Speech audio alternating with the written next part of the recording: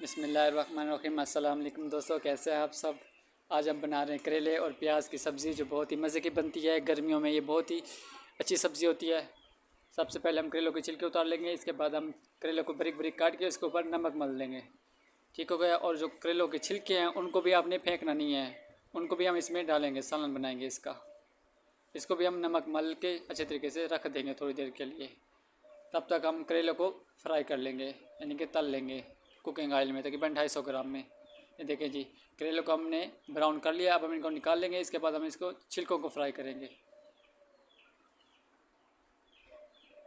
ये देखें जी, छिलकों को निचोड़ के पानी इसका धो के फिर हमें इसमें डालना है, ताकि इसका नमक जो है वो निकल जाए। इससे जो हमारे करेले हैं ना वो कड़वे नहीं होते।